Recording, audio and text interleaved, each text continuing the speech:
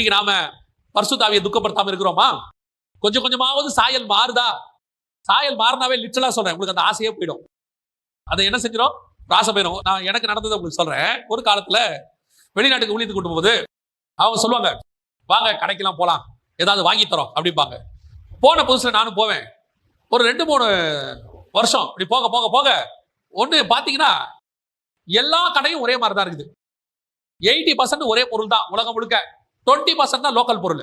இப்ப பாருங்களேன், இப்ப நீங்க மதுரைக்கு வந்துட்டீங்கன்னா இட்லி தோசை எல்லாம் காமன். ஏதோ இங்க ஏதோ ஒரு விசேஷமா ஒரு கொத்து பரோட்டா ஏதோ ஒன்று இருக்கும், அது இங்க மட்டும் இருக்கும். அது வேற எங்கேயோ கோயில்பட்டி போனீங்கன்னா முட்டாய் கொடுக்குறாங்க, கோயில்பட்டி முட்டாய். சாத்தூர் போனா சேவும்பாங்க, திருநெல்வேலி போனா அல்வாம்பாங்க. அது அங்க மட்டும் கிடைக்கும். மற்றபடி அங்க இருக்கிற எல்லாமே எல்லா இடத்துலயும் கிடைக்கும்.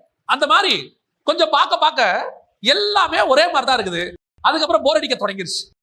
அதுக்கப்புறம் இப்ப எங்க கூப்பிட்டாலும் போறது இல்லை. போனோம்னா ரூம்குள்ளேயே உட்காந்துக்கிறது, இல்ல அவங்களோட உட்காந்து பேசிக்கிட்டு இருக்கிறது.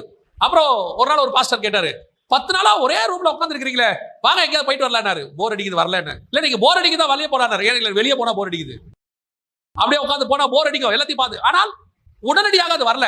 நமக்கும் ஆசை இருந்துச்சு, எல்லாம் வந்துச்சு. அதை ஒரு பீரியட்ல அதை வெறுக்கிற தன்மை வரும். அது வரணும், எல்லாத்து மேலையும் வரணும். ஒவ்வொன்றையும் வெறுக்கும் போது உள்ளுக்குள்ள அந்த வெறுப்பு வரும்போது அதுதான் ஆவியானவர் செய்யறது. அதை வெறுக்கும் போது அதே நேரத்துல பரலோகத்தின் ஆசையும் உள்ள கொடுத்துக்கிட்டே இருப்பாரு. இப்ப பாருங்க, எல்லா ஊருக்கு போனோம், இன்னும் அந்த ஊரை பார்க்கல அப்படின்னு ஒரு ஊர் மேல ஆசை இருக்கும்ல. கொஞ்சம் பேர் சொல்லுவாங்க, ஐயோ நான் எருசலேமை ஒரு தடவை பார்க்கணும் அப்படிம்பாங்க. ஒரு ஊர் மேல ஆசை வருதுல, அந்த ஆசை உங்களுக்கு பரலோகத்தின் மேல வந்துடணும். எதை பார்த்தாலும் இல்ல நான் பரலோகத்தை பார்க்கணும். அவர் சொல்றாரு, பவுல் சொல்றாரு, பல வருஷத்துக்கு முன்பாக ஒரு மனுஷனை அறிவேன், அவன் பரதீசிக்கு எடுத்துக்கொள்ளப்பட்டான். வாஞ்சையா சொல்றாரு, அந்த மாதிரி ஆசை வந்துடணும். இதுதான் பரிசுத்த ஆவி உங்களை செய்யற வேலை.